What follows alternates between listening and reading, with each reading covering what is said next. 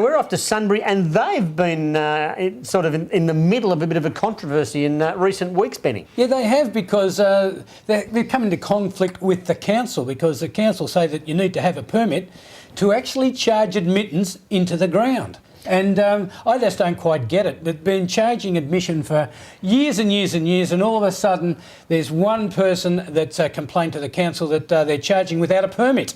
Well, this could be disastrous for just about every local footy club, not only across the state but across the country, but certainly in the state of Victoria. Don't we want to have venues for our kids to play footy and our daughters to play netball without all this fuss? This is unbelievable. Well, that's the thing, though. I mean, local councils, they're great supporters of local and community footy most of the time, but there's so many local councils. They all have different rules, different regulations. You require different permits. I mean, very confusing for local footy clubs. But surely common sense should make the situation clear. Common sense that, hey, let's make it easy for our local footy clubs to survive. Well, I can't believe the person that's complained his son plays in the under-18s there at Sunbury. So, an insider complaining about your own footy club. That's what I can't believe. It'd be popular down there at the moment. But look, I mean, it's disappointing, isn't it? Let's just hope that they can somehow come to a resolution. And as you said, Daryl, common sense can prevail, Benny. Well, last week I went down to the Sunbury Footy Club and I caught up with the president to find out about the inside of the story.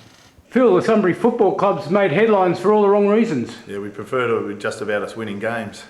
But tell us a little about the problems you've incurred. We've just had a parent of our under-18s that started a complaint process with the council, refused to pay to get in, basically, him and a couple of his family. And we pushed back, and we thought we were in our rights to charge. And it turns out we need some an entertainment place of entertainment permit or some highly convoluted thing that we need. And the council have said that we're not to charge until we get one. And that process involves a couple $100.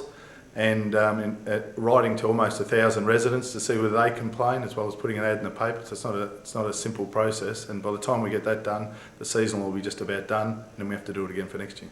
So what's the problem? The parent of an under-18 player likes to come and watch his son play football but doesn't want to pay to get in. Doesn't believe he should have to, thinks that that's his right. He's a rate payer, the council pays for the rates, and he should be allowed to come and watch. He also happens to work for the council. Aha, interesting. So that's why the council haven't just dropped it, that they've been pursued by him because he works for the council. Look, I think that made it easier for him to pursue it. I think anyone else, they might have been able to just quietly push away, but he was fairly persistent from what I believe. But is he a member of your club? No, he's not.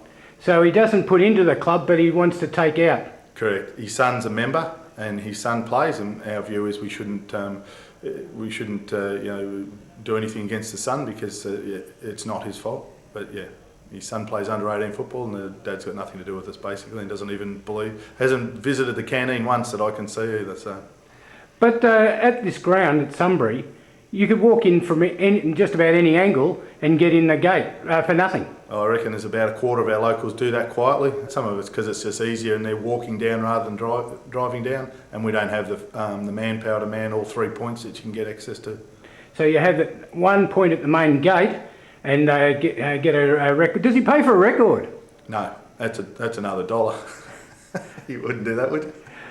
But tell us about the process that you had to go through and council's attitude to it all. Council looked up a little bit apologetic. That they feel like their hands forced and had to invoke one of their bylaws. Now their bylaws are based on building regulations of Victoria and their interpretation of those bylaws. So they don't think that there's a way out of it, and that's how they had to do it. Now we understand that not every council has the same bylaws that link in with the legislation, and the legislation's really meant to capture large-scale concert and events.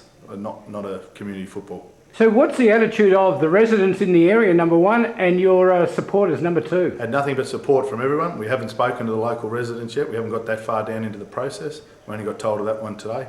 But nothing but support. I haven't heard anything negative. I mean, at the end of the day, the gate really pays for the umpires. We've got trainers and a whole heap of other things, and medical supplies and that type of stuff. And the gate helps. We'd have to get 2 or 3 sponsors to cover it, and sponsorships are really hard these days to get. So the gate's really the little person's way of being able to chip in and help the club. That's how we look at it. We've got 3 teams, first, seconds and thirds. We've got 4 netball sides.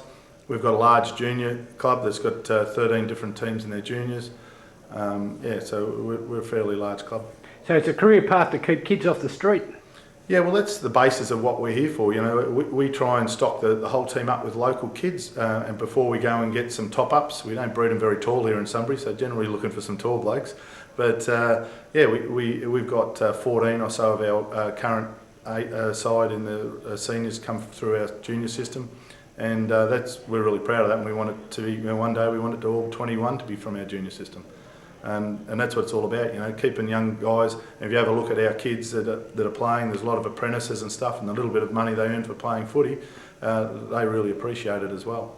So for $5 before 10:30 in the morning or $8 thereafter, not a bad day's entertainment at Sunbury Footy Club. Would have thought so. You can be there from 10 o'clock till 4:30 and watch 3 games of footy and wander over and watch a bit of netball as well. And yeah, I would have thought it's pretty good value. None of the other football clubs in this area would have a permit. None of us are aware of it, even though it's on the winter lease agreement. It's never been pointed out.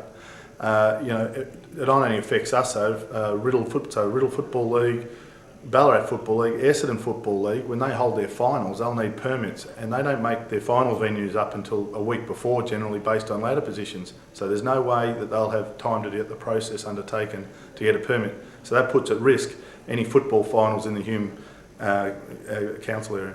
So it's unlikely that those leagues will have finals in the city of Hume. At this stage, and we've got a meeting with those 3 leagues, and myself got a meeting with Hume next week to discuss that very thing.